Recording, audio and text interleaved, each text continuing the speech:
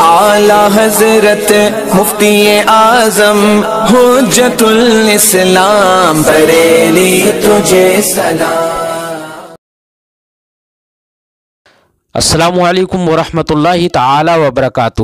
مرکز اہل سنت جامعہ رضویہ منظر اسلام کے یوٹیوب چینل ہم سبق درس نظامی میں آپ کا خیر مقدم ہے۔ پیارے بچوں، جنہوں نے ہمارے چینل کو اب تک سبسکرائب نہیں کیا ہے وہ ضرور سبسکرائب کر لیں اور بیل آئیکن بھی دبا دیں تاکہ ہر ایک ویڈیو کی نوٹیفیکیشن اپلوڈ کرتے ہی آپ تک پہنچ جائے، اور اپنے ساتھیوں سے بھی شیئر کریں۔ بات پسند آئے تو لائک بھی کریں اور اپنے قلبی تأثر کو کمنٹ کر کے ضرور بتائیں۔ اب آپ کے سامنے جامعہ رضویہ منظر اسلام کے ایک اہم اور ماہر استاد حضرت مولانا مفتی محمد ابراہیم صاحب قبلہ ہدایہ کا درس دیں گے۔ آپ ان کی گفتگو کو بغور سماعت فرمائیں۔ بسم اللہ الرحمن الرحیم۔ ومن قال لامرأته وهي من ذوات الحیض وقد دخل بها انت طالق ثلاثا للسنت۔ طلاق کا بیان چل رہا ہے۔ اب یہاں سے ایک مسئلہ یہ ذکر فرماتے ہیں کہ اگر کسی انسان نے اپنی بیوی سے کہا اور بیوی بھی ایسی ہے جو حیض والی ہے، اسے حیض آتا ہے، اور شوہر اس سے وطی بھی کر چکا ہے، یعنی مدخول بہا ہے، یعنی اس عورت سے اس نے کہا جو مدخول بہا ہے، حیض والی ہے، یہ کہا انتی طالق ثلاثا للسنہ،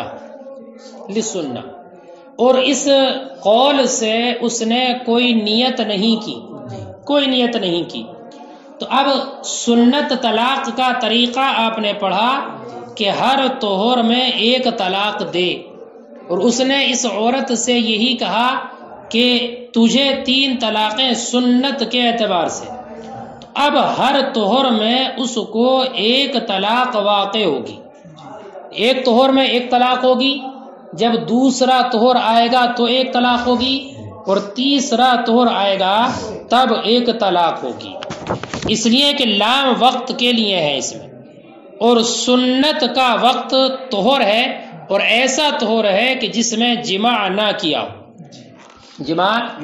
ہو، اس لیے اب اس کی بنیاد پر ہر طہر میں ایک طلاق واقع ہوگی، لیکن یہ اسی وقت ہوگا جبکہ عورت مدخول بہا ہو۔ اگر غیر مدخولہ سے اس نے یہ کہا، کیا غیر مدخولہ سے کہا انتی طالق ثلاثا للسنہ، غیر مدخولہ سے، تو اس پر فی الحال ایک طلاق پڑ جائے گی، چاہے تو وہ حائضہ ہو یا طاہرہ ہو، بس میں کہ نہیں ایک طلاق سے ہی وہ بائنہ ہو جائے گی، چونکہ غیر مدخولہ ایک طلاق سے ہی نکاح سے نکل جاتی ہے۔ بات سمجھ گئے؟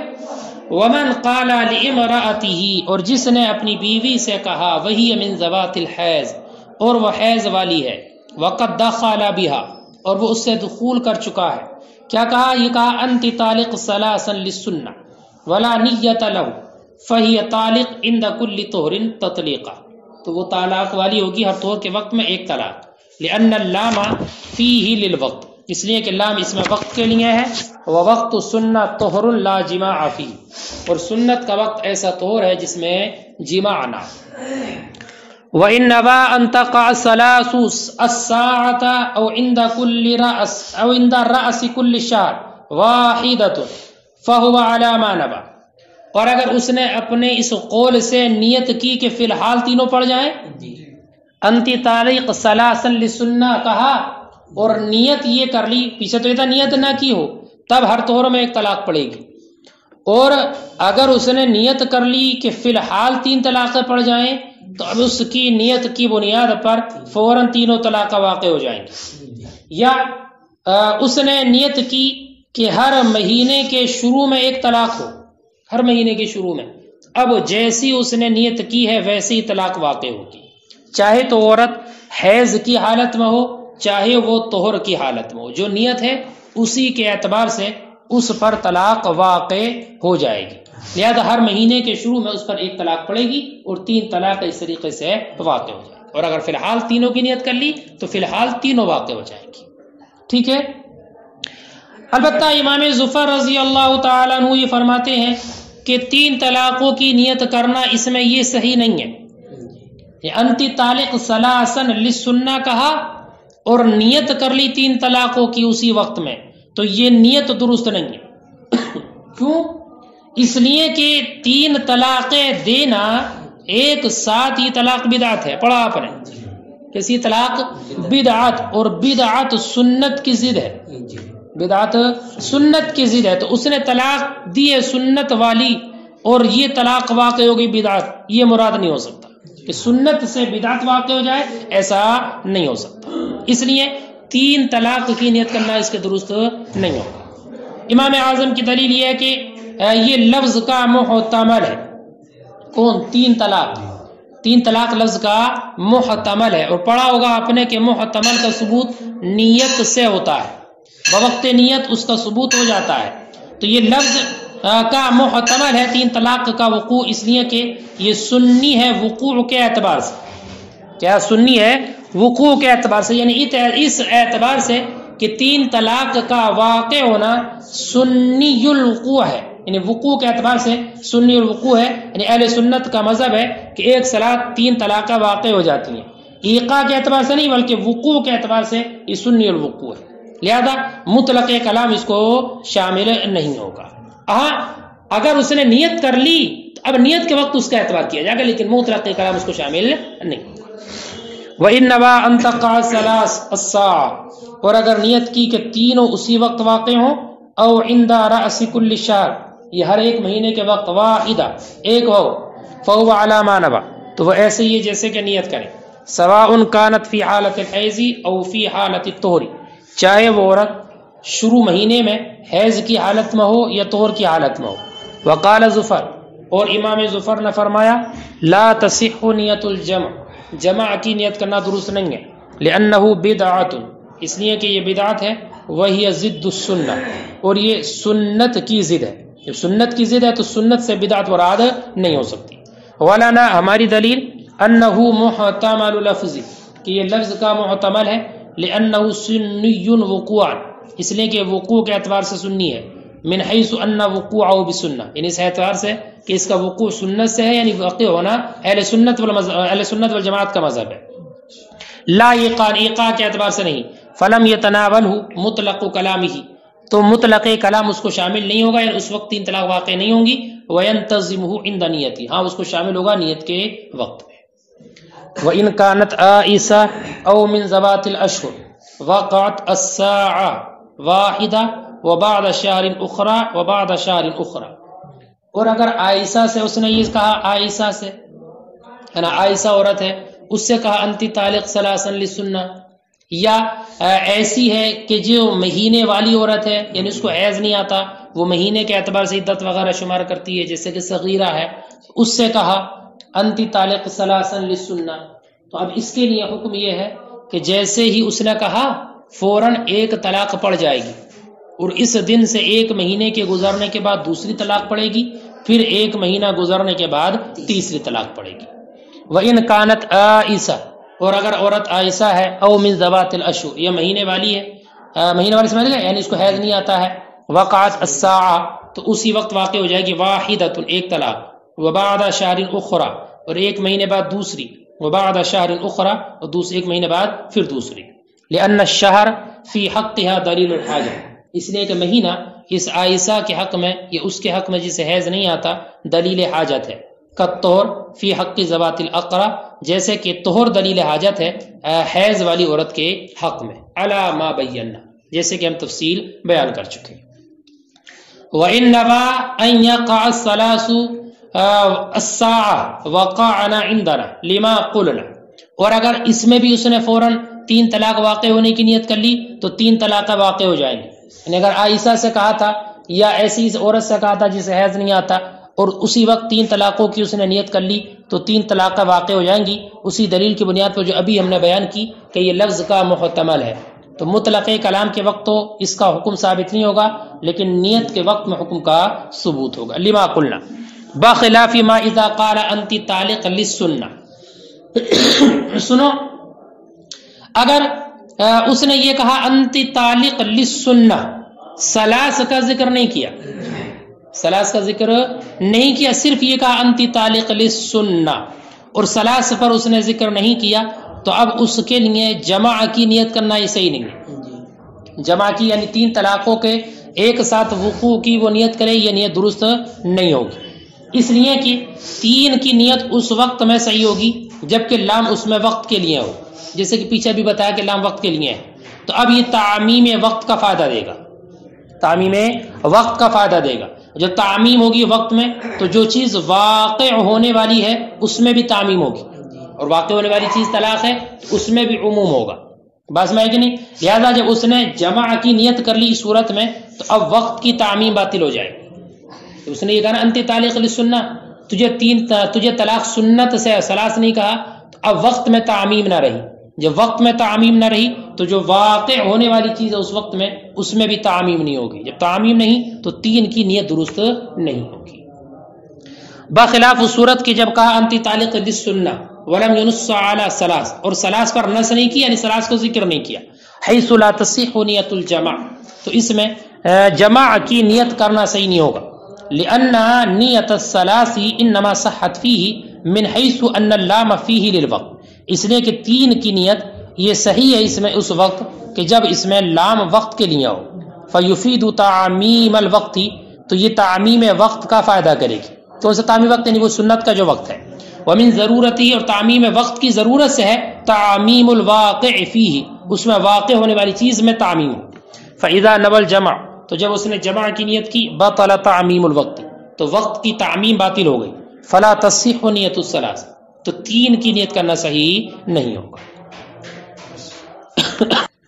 فصل ويقع طلاق كل زوج اذا كان عاقلا بالغا، اب یہاں سے یہ فصل اس بارے میں بیان کرتے ہیں کہ ہر عقل مند انسان کی اور بالغ انسان کی طلاق واقع ہو جائے گی، عاقل ہے بالغ ہے تو طلاق واقع ہو جائے گی، عاقل ہے اس سے معلوم ہوا کہ اگر مجنون ہے تو اس کی طلاق واقع نہیں ہوگی، بالغ کی طلاق واقع ہوگی، اس سے معلوم ہوتا ہے کہ اگر بچہ ہے نابالغ ہے تو اس کی طلاق واقع نہیں ہوگی، ایسے نائم کی طلاق واقع نہیں ہوگی، لیکن نائم بحالت نوم، اس وقت میں اگر نیند میں طلاق دے دے تو طلاق واقع نہیں ہوگی۔ دلیل نبی اکرم کا ارشاد گرامی کل طلاق جائز الا طلاق الصبی والمجنون، ہر طلاق جائز ہے سوائے بچے اور مجنون کی طلاق کے، بس میں نہیں، تو اس حدیث پاک کی بنیاد پر بچے کی طلاق واقع نہیں ہوگی، مجنون کی طلاق واقع نہیں ہوگی۔ دوسری دلیل یہ بھی ہے کہ طلاق کی جو اہلیت کا ثبوت ہوتا ہے عقل ممیز کی وجہ سے ہوتا ہے، ایسی عقل ہو کہ جو تمیز کرنے والی ہو، عقل ممیز کی بنیاد پر اہلیت طلاق کا ثبوت ہوتا ہے، اور یہ دونوں یعنی بچہ اور مجنون یہ عدیم العقل ہے، کیا ہے؟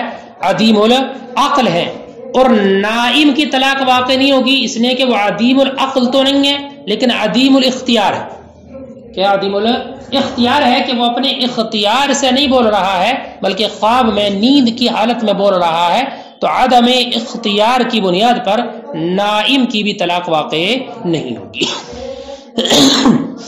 لقولہ علیہ السلام، نبی اکرم کا ارشاد کی وجہ سے کل طلاق جائز الا طلاق الصبی والمجنون، ولأن الاہلیت بالعقل الممیز، اور اس وجہ سے کہ اہلیت جو ثابت ہے یہ عقل ممیز سے، وہما عدیم العقل والنائم عدیم الاختیار، اور یہ دونوں عدیم العقل ہیں اور نائم عدیم الاختیار ہے۔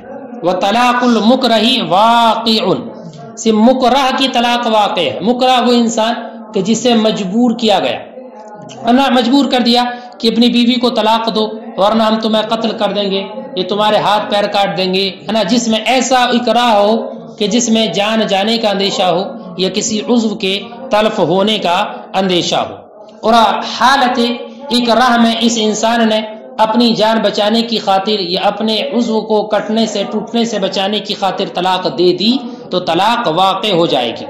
ہاں اس میں امام شافعی کا اختلاف ہے، وہ یہ کہتے ہیں امام شافعی کہ اکراہ اختیار کے ساتھ جمع نہیں ہو سکتا، اکراہ اختیار کے ساتھ جمع نہیں ہوتا، اور اختیار معتبر ہے تصرف شرعی میں.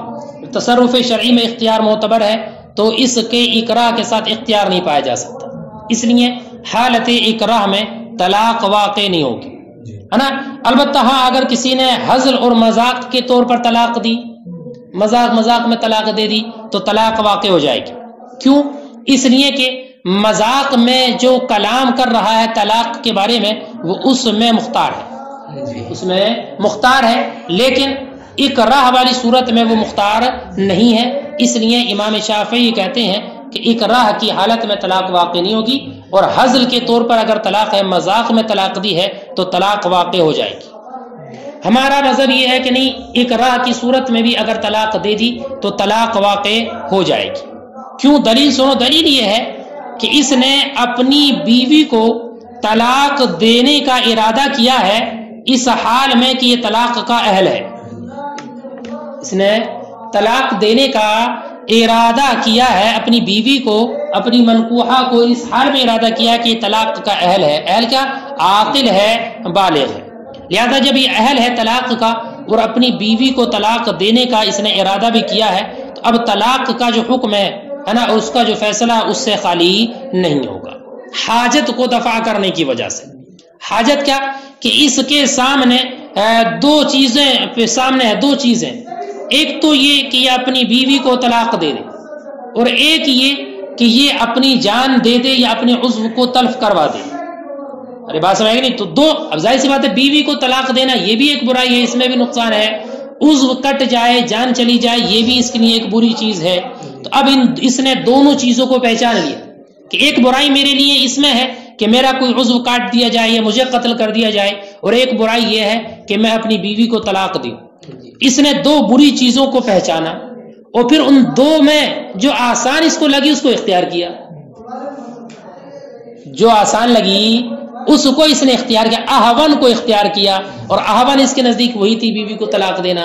اس کا قصد پا لیا گیا، اس کا قصد پا لیا گیا، اختیار پا لیا گیا. البتہ ہاں یہ اس طلاق کو دینے سے راضی نہیں ہے. کچھ چیزیں ایسی ہیں جس میں اختیار ہوتا ہے لیکن رضا نہیں ہوتی. اختیار اور رضا تو اس کے اختیار تو پایا گیا، قصد پایا گیا، لیکن یہ راضی نہیں ہے اس طلاق کے وقوع سے. فرماتے اس کی رضا کا کوئی اعتبار نہیں ہوگا، یہ کوئی مخل نہیں ہوگی. جیسے کہ حاضل مذاق کرنے والا، اس کا اختیار اور قصد تو ہوتا ہے لیکن طلاق دینے کا ارادہ اور رضا اس کی بھی نہیں ہوتی ہے، لیکن طلاق واقع ہو جاتی ہے، ایسی اس کی بھی ہوتی ہے. ٹھیک ہے. وطلاق المکرہ واقع، اور مکرہ کی طلاق واقع ہے خلاف للشافعی، امام شافعی کے برخلاف. ہوا یقول، وہ فرماتے ہیں ان الاکراہ لا یجامع الاختیار، کہ اکراہ جمع نہیں ہوتا اختیار کے ساتھ. وبہ یعتبر التصرف الشرعی، اور اسی سے تصرف شرعی معتبر ہوتا ہے برخلاف حاضل کے. ٹھیک ہے. لأنہ مختار فی التکلم بالطلاق، اس لیے کہ وہ طلاق کا تکلم کرنے میں مختار ہے. ولنا، اور ہماری دلیل، انہ قصد ایقاع طلاق فی منکوحتہ فی حال اہلیتہ، کہ اس نے طلاق کے واقع کرنے کا ارادہ کیا ہے اپنی بیوی کو حالت اہلیت میں. فلا یار عن قضیتہ، تو یہ اس کی قضیہ سے، اس کے حکم سے خالی نہیں ہوگا. دفعا لحاجتہ، اس کی حاجت کو دفع کرتے ہوئے. حاجت کیا ہے اس کی؟ کہ اس کی حاجت یہی ہے کہ وہ قتل ہونے سے بچ جائے، یہ عضو کے تلف ہونے سے بچ جائے. اعتباراً بالطاعے پر اعتبار کرتے ہوئے، یعنی جو جان بوجھ کر کہے. وہذا، اور وہ اس لیے کہ لأنہ عرف الشرین، اس نے دو برائیوں کو پہچانا. واختار اہونہ، اور ان میں آسان جو تھی اس کو اختیار کر لیا. وہذا، یہ اور یہ کیا؟ دو برائیوں کو پہچاننا آیت القصد والاختیار، اس کے اختیار اور قصد کی نشانی. الا انہ غیر راض بحکمہ، مگر یہ کہ وہ اس کے حکم سے راضی نہیں ہے. وذالک غیر مخل، اور عدم رضا غیر مخل ہے. کیوں؟ کل حاضل، جیسے کہ حاضل کہ اس کی رضا مخل نہیں ہوتی، ایسی اس کا بھی عدم رضا مخل، یعنی جیسے اس کی عدم رضا مخل نہیں، ایسی اس کی بھی عدم رضا مخل نہیں ہوگی. جیسے حاضل کی طلاق واقع ہوگی ایسی اس کی بھی طلاق واقع ہو جائے.